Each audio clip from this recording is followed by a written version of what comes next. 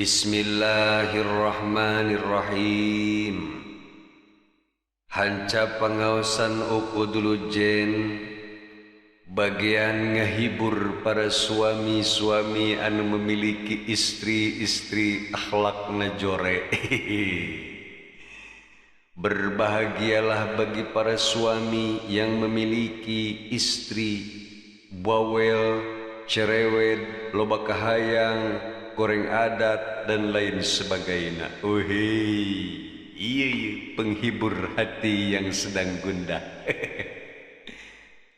Nah, cenah make kudu bahagia boga pamajikan goreng akhlak, sebab yakinlah ka Allah bahwa dibalik jorekna akhlak istri urang aya tujuan anu bagus pikeun para suami. Mana cenah buktikeun?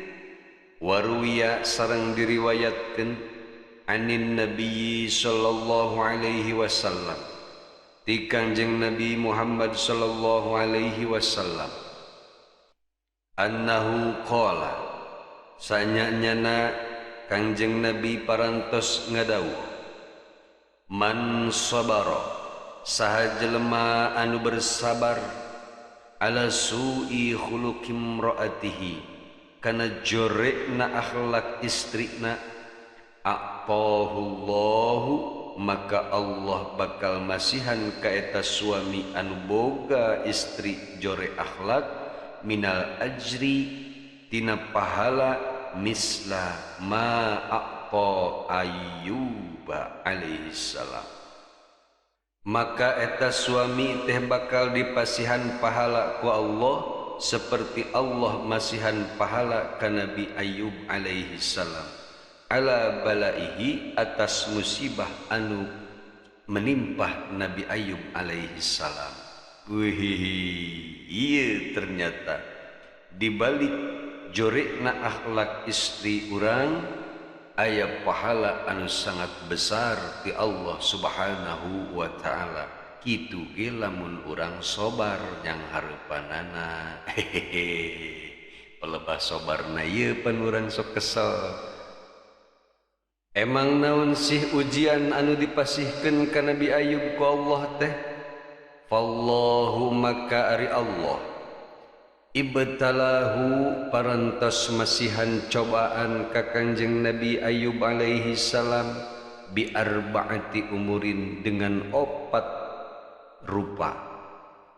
Hiji faqdi malihi anu pertama Nabi Ayyub kalengitan hartana wa waladihi sareng Kangjeng Nabi teh kalengitan anak-anakna tercinta wa tamziqi jasadihi sareng tubuhna hancur kusabab panyawat teh wa hajri jami'in nasi lahu sareng menghindar sadayana jalmi ti anjeunna illa zaujatahu kecuali istrina anu setia ka Kangjeng Nabi Ayyub alaihi salam.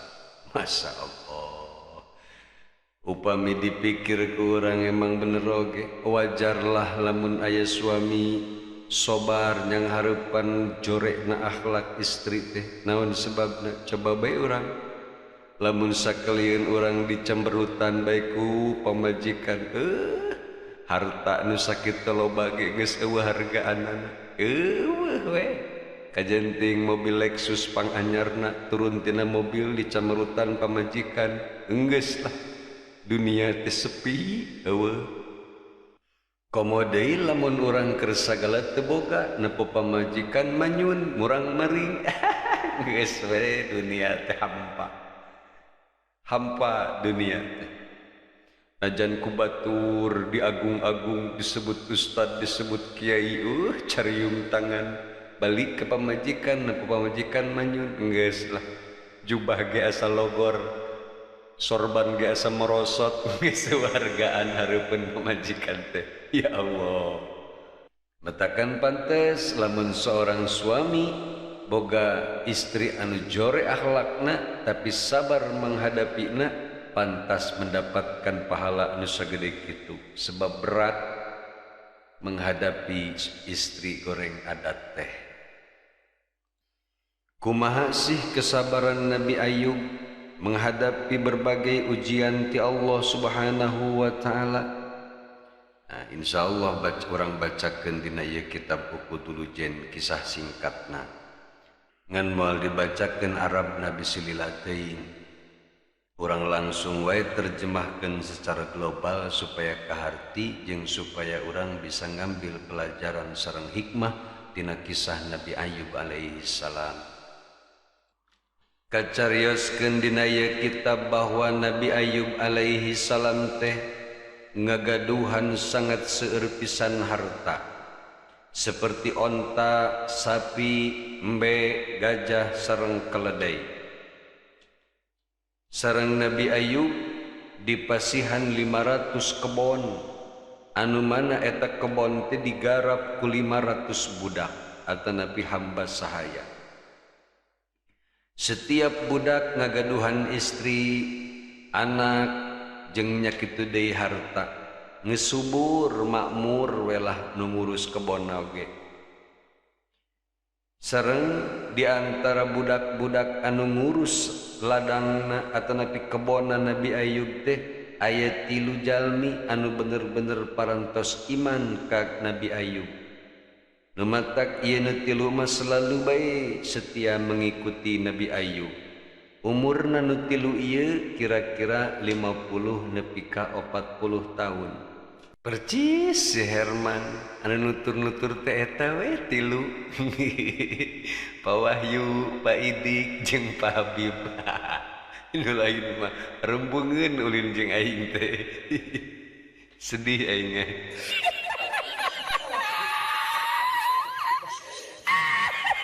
Kisah gandeng semal cerege.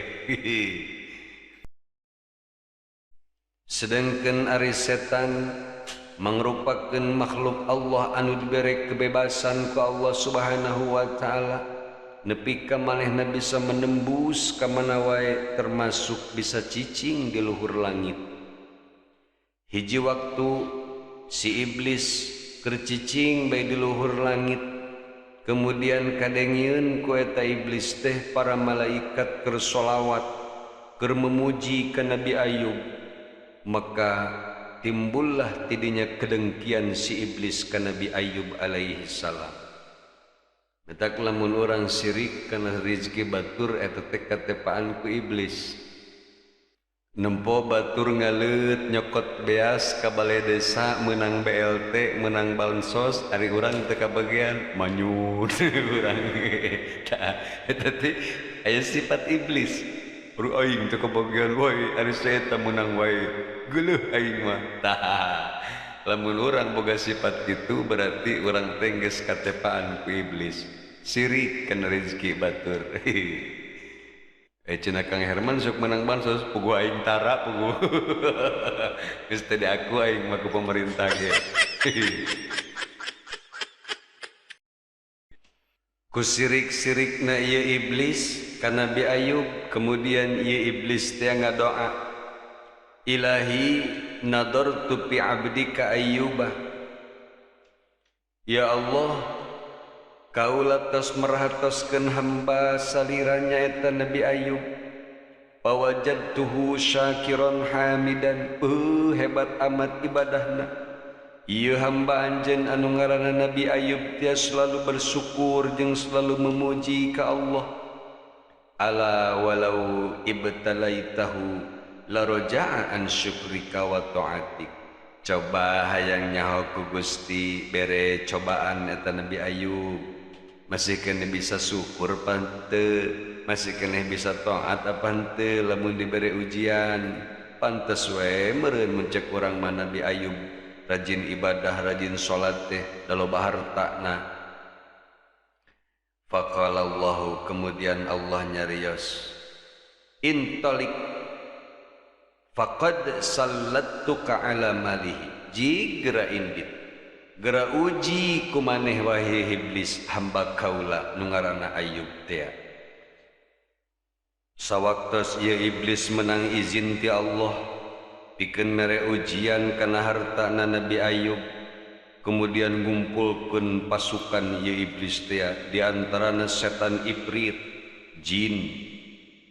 Begitu pasukan nangis kumpul, kemudian iblis pidato di hadapan anak buahnya, wahai anak buahku, Allah telah memberikan kekuasaan kepada kita semua agar menghancurkan harta Nabi Ayub. Kemudian si iblis merintahkan ke anak buahna, wahai anak buah, datangan tah ku anjeun onta-onta Nabi Ayub, berikut tukang ngangon naoge datangan ku anjeun, terus duruk kita kabeh tah onta-ontana. Beleguk-beleguk na eta iblis. Sigana mah pawahyu ge beunang ku doa iblis ieu. Ya Allah, pawahyu begitu hebat ibadahna. Di tengah kesibukan kerja beliau bisa mematahan budak, tapi coba hayang nyaho lamun diuji hartana, apakah daek keneh mematahan budak, apakah daek keneh jadi imam di masjid. Cek Allah, jik geura coba eta ngaranna pawahyu. Cek iblis teh dicakot sulamanana eueuh, orderna buntu. Cek iblis teh aya keneh cenah ieu order boneka, dicabut order boneka na eueuh. Aya keneh cenah ieu seragam, orderan seragam, order seragam ge di stop ku iblis supaya pawahyu teu boga gawe. Itu teh ujian pawahyu. Sing sobar, sing sobar, sing sobar. Ndah kata bisa yang bertahan mah. Kemudian pasukan iblis dararatang ke Nabi Ayub. Kalarasan Nabi Ayub nuju netepan, nuju salat bae Nabi Ayub mah. Kemudian iblis menginstruksikan ke seluruh pasukan, ayo mumpung Nabi Ayub keur salat, belum tasakabeh onta jeung anu ngangon-ngangonna sakalian belum. Begitu Nabi Ayub ningali onta na kabeuleum, kabeh kabeuleum, faqala Ayyubu, kemudian nyarios Nabi Ayub, alhamdulillahi huwa a'taniha wa huwa akhadaha.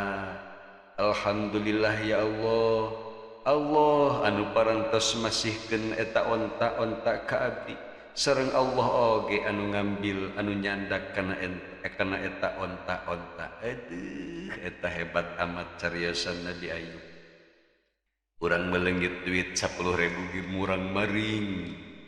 Rame sa RT nyahun, orang jadah duit aing leungit. Menang aing hese capek neneangan. Menang aing. Menang Allah teh. Tapi Nabi Ayub mah huwa a'taniha wa huwa akhadaha. Allah anu masihan seluruh onta, sareng Allah oge anu nyandak kana sakabeh onta-onta eta. Masya Allah. Kemudian beres iblis ngabeleum onta-onta na Nabi Ayub, ayeuna datang deui ka embe, berikut pengembalana dibeleum deui wae eta ku si iblis teh. Masya Allah. Beres kabeh binatang ternakna dibeleum ku iblis. Kemudian ieu si iblis teh ngadatangan Nabi Ayub, bari ngomong, wahai Nabi Ayub, nasafatir rihu zar'aka, angin telah menghancurkan seluruh tanaman-tanaman anjeun. Kumaha jawab Nabi Ayub? Fahamidallah wa asna alaihi. Kemudian Nabi Ayub mendengar berita kebakaran ladangna, mendengar berita terbakar kebunna, tetap Nabi Ayub memuji ke Allah Subhanahu wa ta'ala. Gagallah si iblis ngagoda keimanan Nabi Ayub. Kemudian ia iblis ngadoa deui ka Allah, sallitni ala waladih, ya Allah, abdi nyuhunkeun kekuasaan pikeun menghancurkan putra-putri Nabi Ayub. Kemudian saur Allah, intalik qad sallattuka ala waladi, jik geura uji ku anjeun Nabi Ayub melalui anak-anaknya. Kemudian berangkatlah Nabi Ayub menuju ke anak-anakna Nabi Ayub, jeung ngagoncangkeun imahna Nabi Ayub, bahkan ngarobohkeun imahna nepikeun nimpah ka seluruh putra-putri Nabi Ayub. Mautlah, wafatlah seluruh putra-putrina Nabi Ayub. Beres anakna dihancurkeun ku iblis, terus iblis bebejakan Nabi Ayub.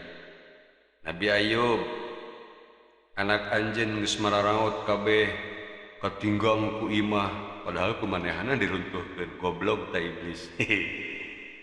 Barang nguping cariosan kitu Nabi Ayub teu ara, fastaghfara, kemudian langsung Nabi Ayub istighfar, memohon ampun ke Allah.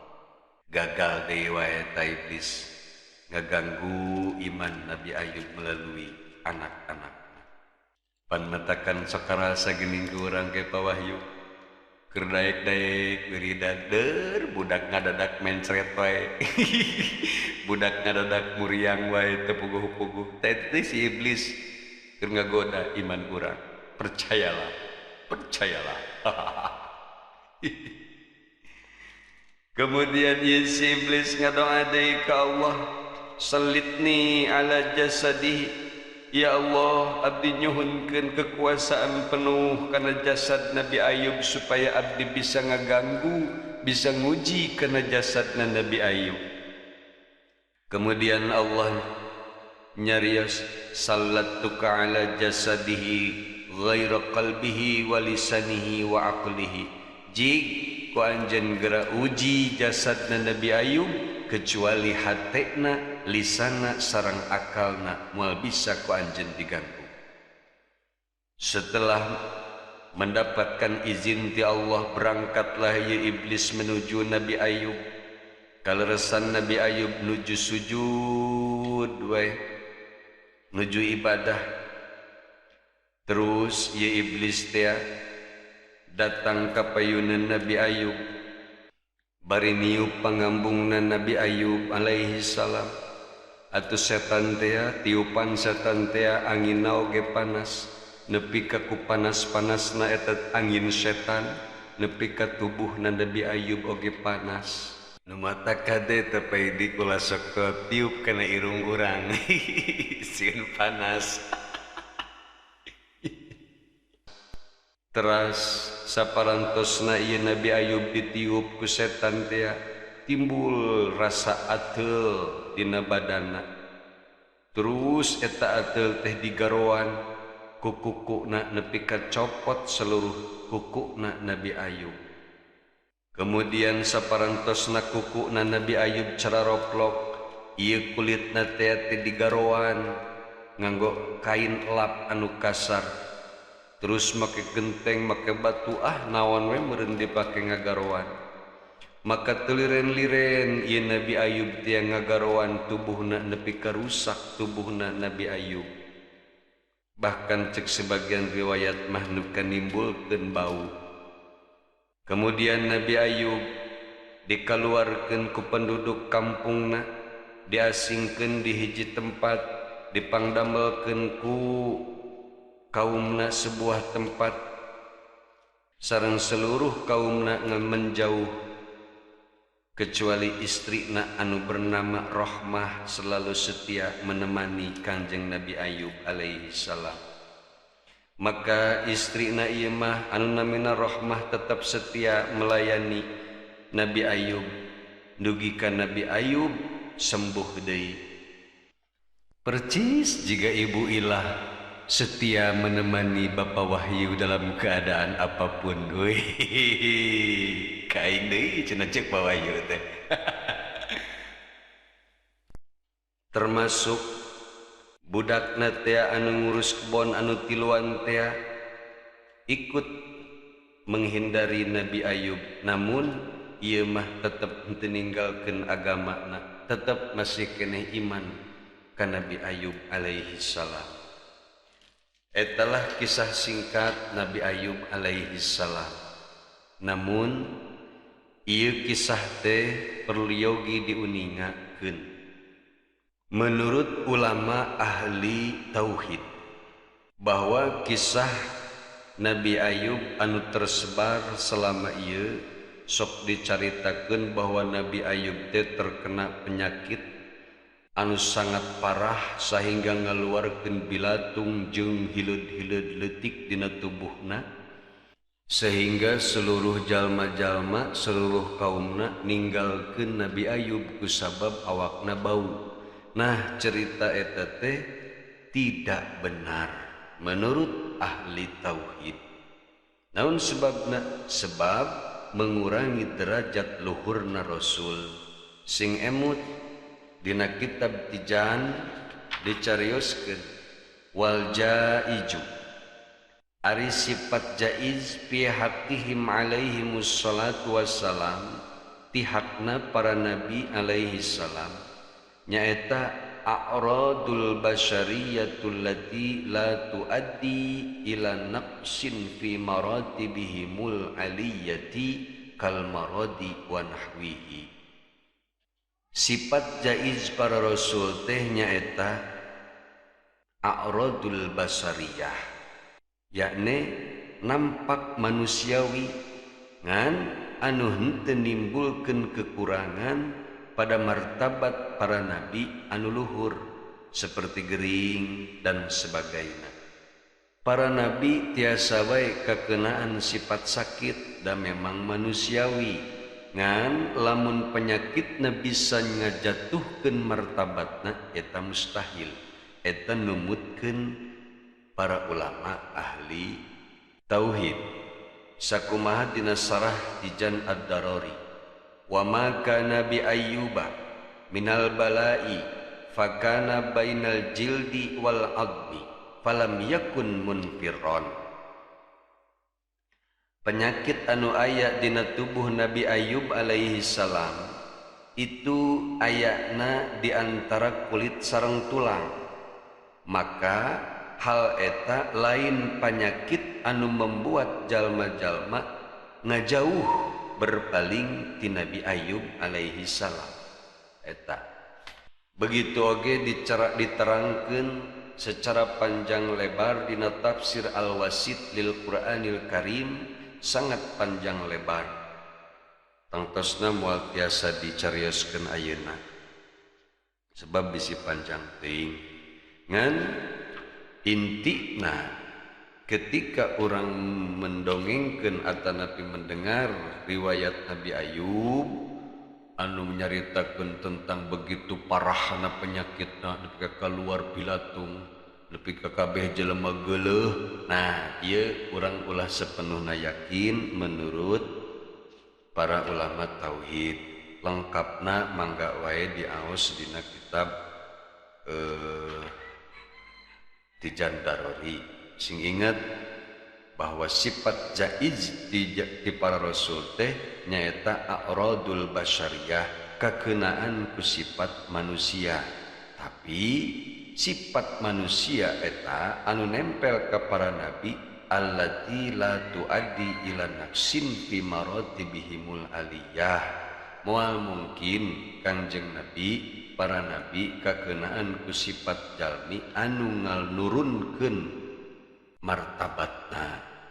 Taeta kirang langkung penjelasan singkat dina kitab Tijan Darari. Sakali deui pamihoyong lengkapna tiasa dibaca wae dina sarah Tijan Darari. Kudu kumaha urang mensikapi cerita-cerita para nabi. Wallahu a'lamu bishawab.